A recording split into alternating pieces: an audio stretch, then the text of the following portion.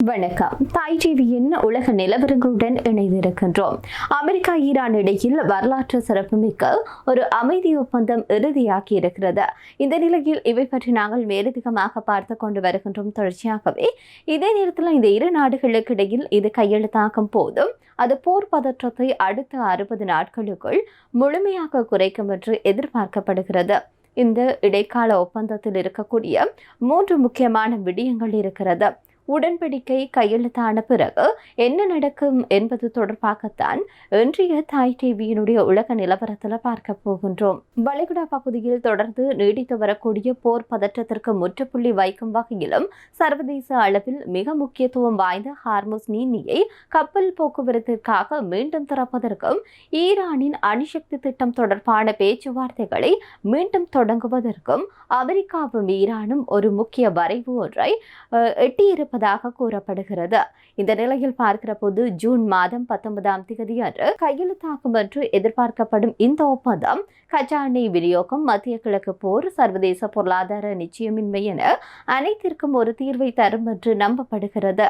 இதே நேரத்தில் இந்த உடன்படிக்கையின் முழுமையான விவரங்கள் இன்னும் அதிகாரப்பூர்வமாக வெளியிடப்படவில்லை என்று கூறப்படுகிறது. இதே நேரத்தில் இந்த வரவு ஒப்பந்தத்தின் பற்றி நன்கு அறிந்த ஈரானிய உயர்மட்ட அதிகாரி ஒருவர் சில முக்கியமான தகவல்களை தெரிவித்திருக்கின்றார். அந்த நிலையில் இந்த உடன்படிக்கையினுடைய முதன்மை நோக்கம் என்பது போர் பதற்றத்தை உடனடியாக குறைத்து இரு நாடுகளுக்கு இடையிலான விரிவான பேச்சுவார்த்தைக்கான ஒரு சுமூகமான சூழலை உருவாக்குவதாகும். அதே நேரத்தில் முக்கியமாக இது இறுதியான ஒரு அமைதி ஒப்பந்தம் அல்ல என்றும், மாறாக இரு நாடுகளுக்கு இடையிலான நீண்டகாலமாக நிலவி வரக்கூடிய ஒரு பிரச்சனைகளுக்கு தீர்வு காண்பதற்கான அடுத்த 60 நாட்களுக்குள் தற்காலிக பேச்சுவார்த்தை நடத்துவதற்கான ஒரு இடைக்கால உடன்படிக்கை மட்டும் என்று சொல்லப்படுகிறது.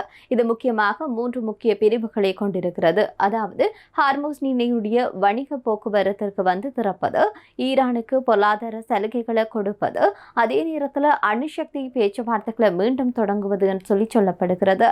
இந்த இடைக்கால ஏற்பாடு என்பது பல ஆண்டுகளாக தொடரக்கூடிய பதற்றத்தை தணித்து இரு தரப்பினருக்கும் இடையில் மீண்டும் ஒரு நம்பிக்கையை கட்டியெழுப்ப உதவும் என்று எதிர்பார்க்கப்படுகிறது. இந்த உடன்படிக்கையின் மிக முக்கியமாக இருப்பது ஹார்முஸ் நீரிணையை திறப்பதாகும்.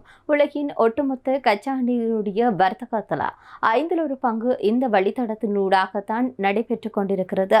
இதனால் இந்த பகுதியில் ஏற்படக்கூடிய எந்த விதமான தடங்களும் உலகளவில் இருக்கக்கூடிய கச்சா எண்ணெயினுடைய விலை உயர்வை அதிகரிக்கும் என்று சொல்லப்படுகிறது.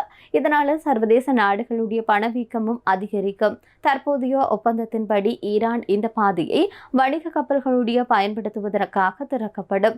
அதற்கு பதிலாக ஈரான் துறைமுகங்கள் மீதான கட்டுப்பாடுகளையும் அமெரிக்கா நீக்கும். இதே நேரத்தில் குறிப்பாக இப்படியான செயல்பாடுகள் நடைபெறுகிற போதும் உலக எரிசக்தி சந்தையில் மீண்டும் நிலைத்தன்மை என்பது ஏற்படுத்தப்படும். குறிப்பாக கச்சா எண்ணெயினுடைய இறக்குமதி என்பது பெரிதும் நம்பியிருக்கக்கூடிய இந்தியா, சீனா, ஜப்பான் போன்ற நாடுகளுக்கு இது மிகப்பெரிய ஒரு உதவியாக இருக்கு. அது மட்டுமன்றி எண்ணெய் விலை உயர்வு காரணமாக ஏற்படக்கூடிய இந்த பொருளாதார நெருக்கடிகளை தவிர்க்கவும் சர்வதேச இந்த விநியோக சங்கிலியை சீர் செய்யவும் உதவுகின்றது.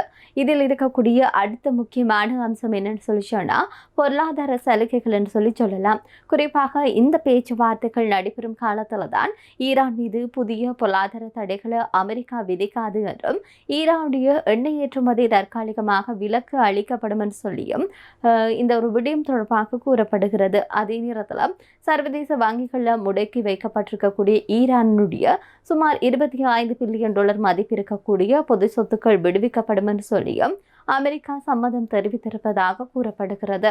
அடுத்து மிக முக்கியமாக இந்த அணுசக்தி விவகாரங்கள் தொடர்பாக இருக்கிறது. குறிப்பாக அமெரிக்காவிற்கும் ஈரானுக்கும் இடையில் அணுசக்தி மிகவும் உணர்வுபூர்வமான ஒரு விடயமாக இருக்கிறது.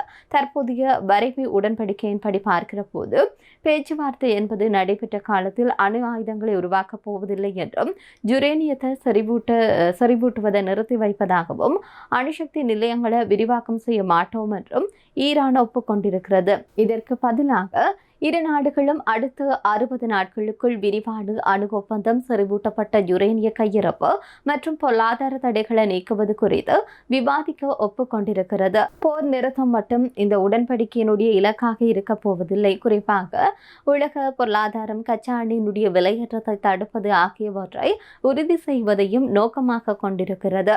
அதே நேரத்தில் ஈரான் மற்றும் சர்வதேச நாடுகளுக்கு இடையில பொருளாதார உறவுகளை வளர்ப்பதன் மூலமாகவும் எதிர்காலத்தில் மீண்டும் ஒரு மோதல் நிலை ஏற்படுவதற்கான வாய்ப்பை குறைக்கலாம் என்று சொல்லி வல்லுநர்கள் கருதுகின்றனர். இந்த நிலையில் பார்க்கிற போது இந்த உடன்படிக்கை உடனடியாக பதற்றத்தை தணித்தாலும் முக்கியமான பேச்சுவார்த்தைகள் இனிமேல் தான் ஆரம்பிக்கப்படும் என்று எதிர்பார்க்கப்படுகிறது. இதே நேரத்தில் இந்த பொருளாதார தடைகளை மொத்தமாக நீக்குவதும், அணு உலைகளுடைய சர்வதேச ஆய்வு முறைகள் மற்றும் கச்சா எண்ணெயினுடைய வர்த்தக கட்டுப்பாடுகள் போன்ற சிக்கலான முடிவுகள் அடுத்து 60 நாட்களுக்கு தீர்க்கப்பட வேண்டும் என்று சொல்லப்படுகிறது. இது வெற்றிகரமாக நடந்தால் இதுவே கடந்த பல ஆண்டுகளில் அமெரிக்கா மற்றும் ஈரான் இடையில் ஏற்பட்ட மிக முக்கியமான வரலாற்று சிறப்புமிக்க திருப்புமுனையாக மாறும் என்று சொல்லலாம். இந்த நிலையில் இந்த போரினுடைய ஒரு அமைதி பேச்சுவார்த்தை இல்லாட்டி அமைதிக்கான ஒப்பந்தம் என்பது 60 நாட்களுக்குள்ளாகத்தான் இருக்கும். அதே நேரத்தில் அதற்கு அடுத்து வரக்கூடிய நாட்கள் எப்படியாக இருக்கும் என்பது சில நேரங்கள்ல குறிப்பாக இந்த அமைதி பேச்சுவார்த்தை ஒப்பந்தம் கைச்சாத்திடப்பட்டு 60 நாட்களுக்கான போரை நிறுத்தி வைப்பதாக முடிவு செய்துவிட்டு தாக்குதலை தொடுத்தாலோ இல்லாட்டி இஸ்ரேல் இதுல சில நேரங்களில் திட்டங்களை தீட்டி மறைமுகமாக ஏதாவது சதி திட்டங்களை மேற்கொண்டாலோ நிச்சயமாக அடுத்தது இன்னும் மோசமான விளைவை தான் இந்த உலக நாடுகளும் சேர்ந்து அனுபவிக்கும் என்பதில் மாற்று கருத்தில் 60 நாட்களும் அவர்கள் கூறக்கூடிய அந்த ஒப்பந்தத்தின்படி செயல்படுகின்ற போது அவர்கள் மட்டுமன்றி இஸ்ரேல் நாடாகவும் இதற்கு இணங்கி செயல்படுகிற போது வரலாற்றில் ஒரு மிக முக்கியமான திருப்புமுனையாக இந்த ஒரு செயல்பாடுகள் மாறும் என்று சொல்லி எதிர்பார்க்கப்படுகிறது. எனவே அடுத்த 60 நாட்களுக்குள் ஒரு அமைதி என்பது திரும்பும் என்று எதிர்பார்க்கப்படுகிறது. எனவே பொறுத்திருந்து பார்ப்போம் அடுத்த ஒரு நாட்கள் எப்படியாக இருக்க போகிறது என்று. தொடர்ச்சியாகவே மத்திய கிழக்கில் நடைபெற்றிருக்கக்கூடிய விடயங்கள் தொடர்பாக உலக நிலவரங்களுடன் தருவதற்கு தயாராக இருக்கின்றோம். மற்றும் ஒரு உலக நிலவரத்துடன் சந்திப்போம். நன்றி.